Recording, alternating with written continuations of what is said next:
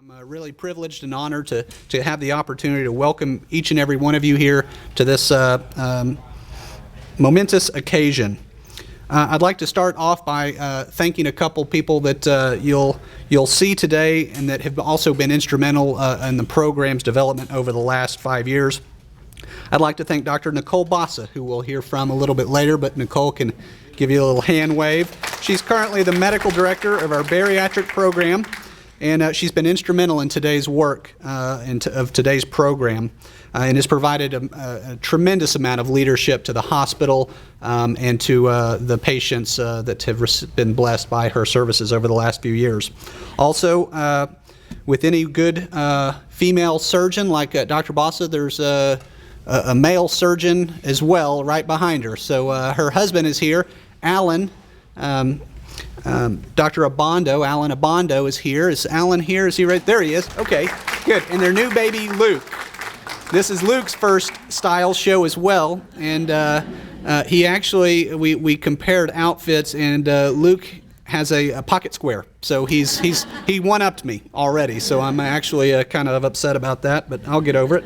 I'd also like to thank Diana Campos. Diana, where are you? There she is back here. You probably all know Diana. She's our bariatric coordinator, and really she's the bricks and mortar of any hospital-based program that has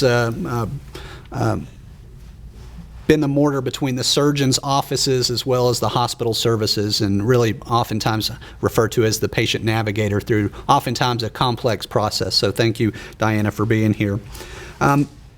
I recognize that this program has been instrumental in improving the health outcomes of our patients and transforming lives. We actually had our first bariatric surgery back in September 9th, 2008.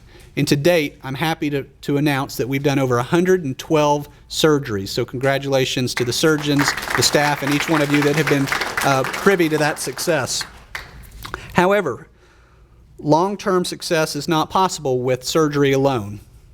It takes more than just a few hours under the knife and a long road of recovery. It takes a lifestyle change. It is the lifestyle that is the most difficult and the long-term process and things that we have to change. We are fortunately have the opportunity to listen to a nationally renowned health promotion and fitness specialist, Dr. Dixie Stanforth. She is the senior lecturer from the University of Texas at Austin School of Kinesiology and Health Education. Dr. Stanforth has been teaching in the undergraduate program since 1985, where she has developed a successful curriculum for personal trainers, including both theoretical content and practical experience. She serves as the editor for the American College of Sports Medicine, Health and Fitness Journal, and she is also a senior editor for Shape Magazine. She serves as an advisor to the Cooper Clinic in Dallas, and she has received a departmental's inaugural Department Teaching Excellence Award in 2011. Please join me in welcoming Dr. Stanforth.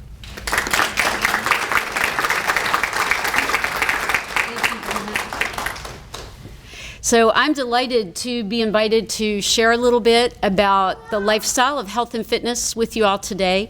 And I'm particularly honored because I would have to say that I really honor the work that's represented in this room.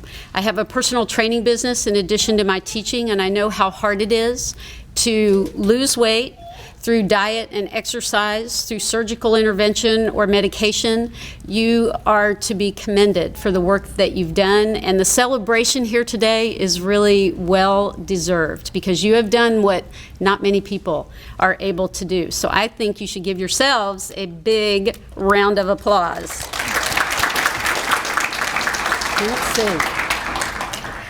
I'm going to focus today, we're going to talk a little bit more when Laura invited me to share with you all, she was like, let's talk about some lifestyle changes. Let's talk about some tips that people could walk away with. And that is always one of my goals, is for you to walk out of here with at least one or two things that you can say, I hadn't thought about that, and maybe I could set an intention to potentially start doing one of these simple changes. So things are going to be simple today. There are probably going to be many things that you've heard before, and I'm going to encourage you to perhaps think about them not only for yourself, but also to share the information with people you know and love, and you would like to see them leading a healthier lifestyle.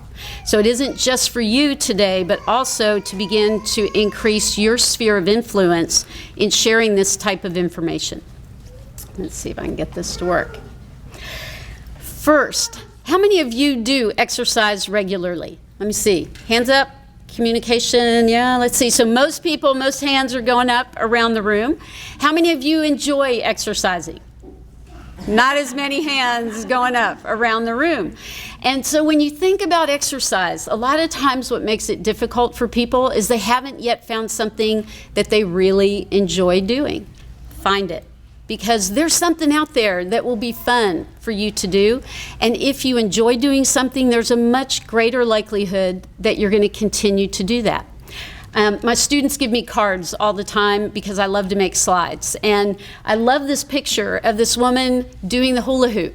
And she's got her grocery bags. You may not be able to see it. She's set her groceries down, and she's up doing the hula hoop. And I bet if we walked by her in H-E-B, we would not look at her and think, she looks like she'd be a hula hoop person, right?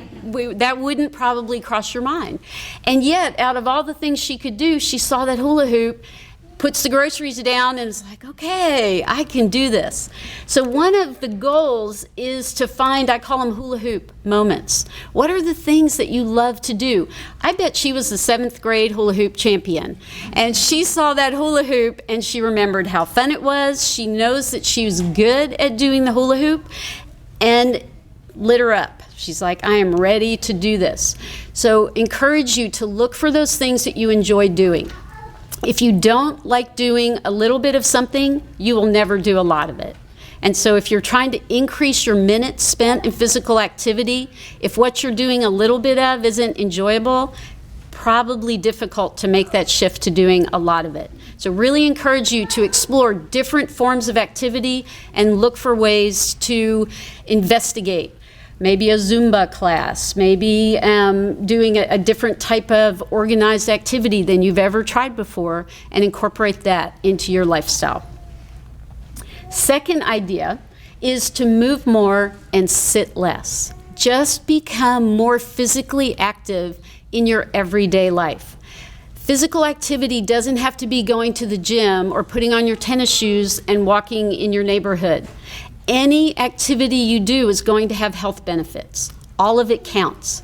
It isn't that you have to get your heart rate to a certain level. Certainly the more you do, the more calories you burn, but all of it counts towards improved health. So this concept of moving more, sitting less, is one that has recently been getting a lot of attention in the public health literature. So sitting less, why would we sit less? Well, as you look at some of the research, I just have one recent study summarized here for you, we see that long-term sitting is associated with numerous health diseases. So looking at numerous risk factors for developing disease conditions, the more hours you sit, the greater the likelihood that you're going to develop those conditions. So in this particular study, they looked at the people who sat the most, had the largest waist circumference, they had the highest blood pressures, most elevated blood glucose and triglyceride levels. Now you may be wondering, so what's that picture doing up there? That's a picture of me at a very young age being trained as a professional sitter, which is what most of us are. I spent a lot of time in timeout as a child. And just to encourage you that we can train ourselves to sit less. I have a standing desk in my office. I've had one for years, long before they became popular. And if you come to meet with me, you're going to sit on a stability ball so that we can do a little bit of bouncing or movement while we're talking if we aren't standing up and talking. So looking for ways, any way you can, to sit less is going to have positive improvements for your health. When you look at the recommendations, how do we incorporate it into your life? The bottom line recommendation is to get up and move every 30 minutes. to try to not sit longer than 30 minutes at a time. So if you can set your watch to beep, set your iPhone to give you a little signal, 30 minutes, break whatever you're doing and try to move around a little bit more, you will begin to see some improved health benefits, even from that little bit of increased physical activity. How you sit matters as well. And so when we talk about sitting, and now we're talking posture, and there's people squirming around, they're shifting and adjusting. It's like your grandmother standing up here telling you to sit up straight.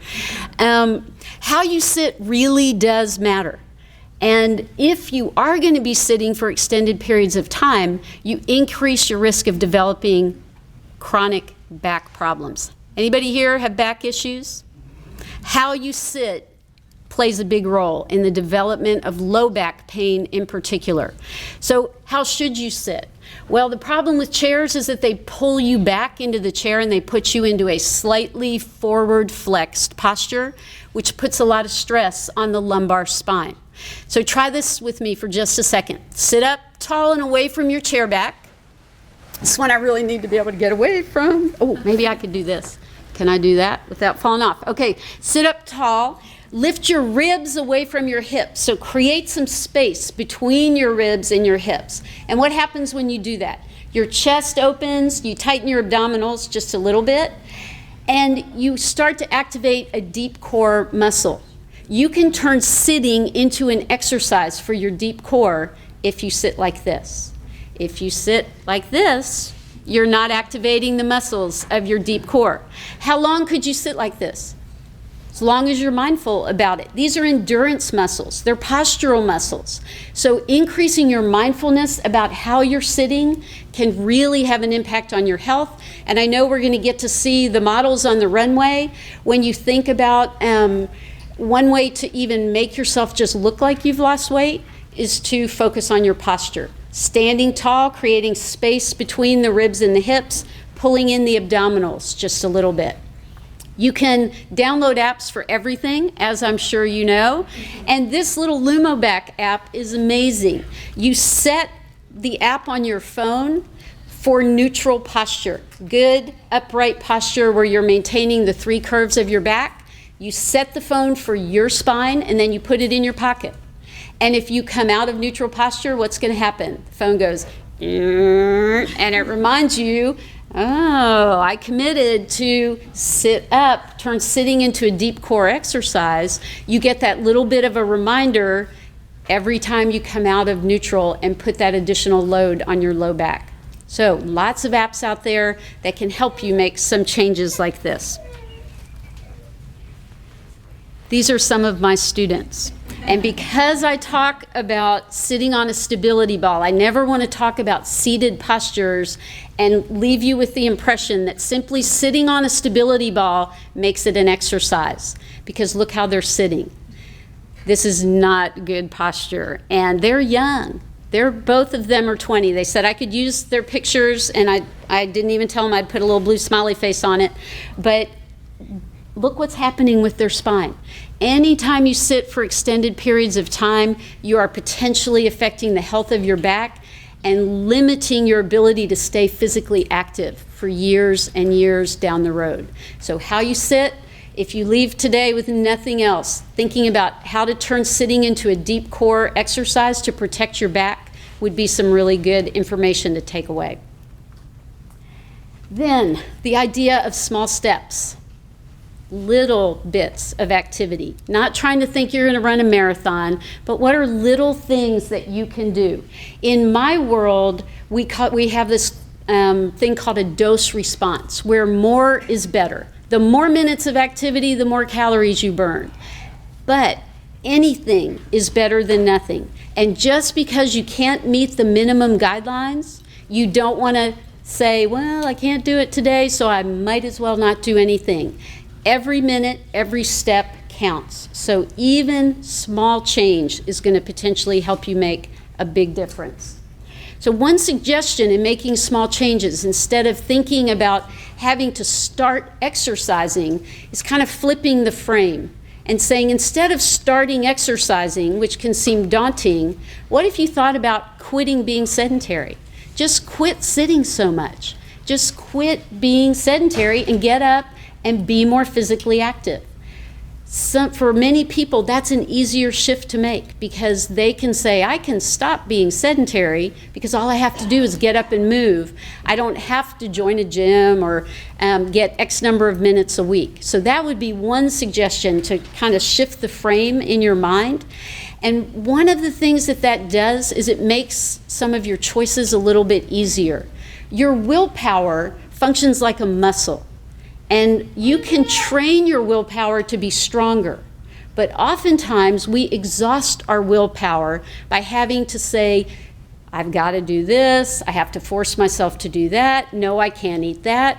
And you can simply exhaust your ability to make good choices. So this idea, instead of saying, I have to go exercise, shifting the frame and saying, I'm just going to stop sitting so much. I'm going to stop being inactive, may be a way to help you take some small steps towards changing that health behavior.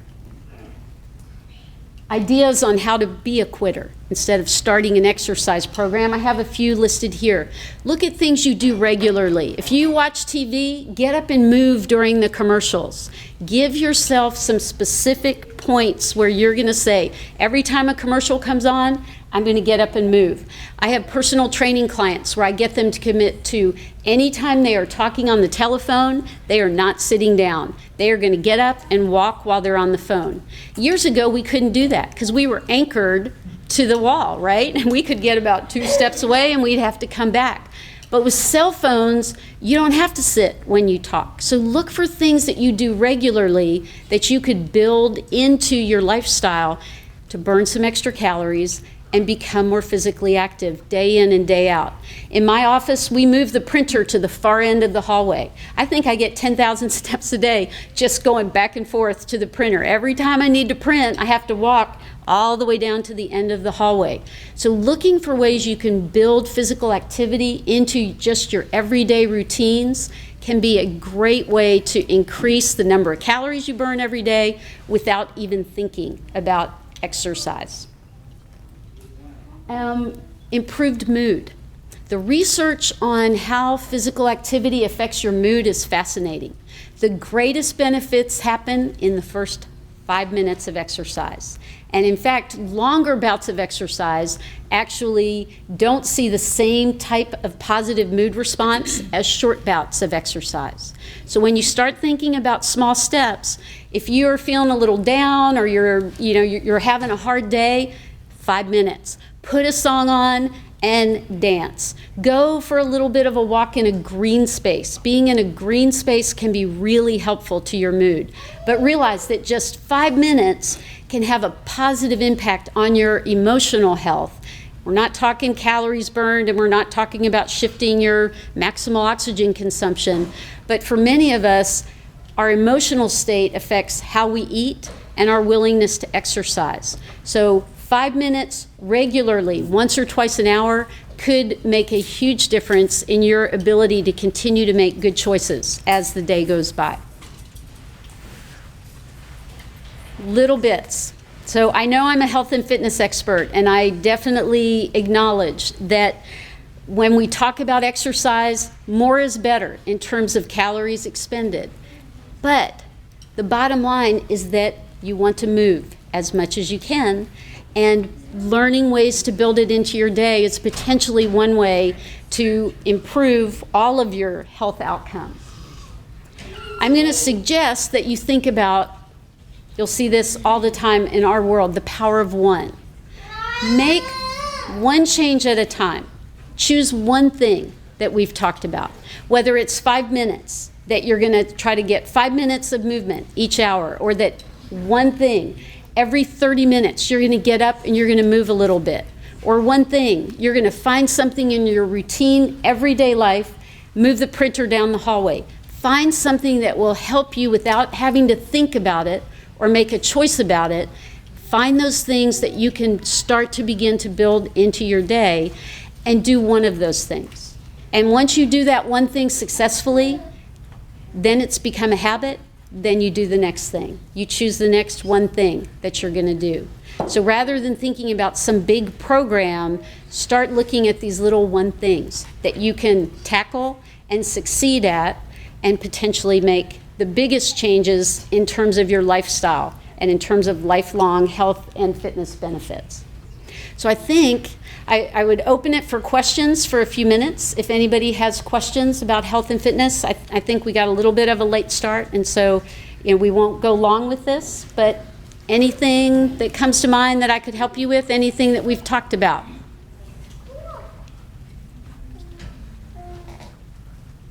Nope, I'm very voice activated, but it's okay. That's okay. Well, then it has been my delight to get a chance to share a few of these ideas with you all today. And again, I honor the models and all of you who are here today, the supporting cast who has stood by and cheered these people on. And I wish you all the best in continued success with your health and fitness.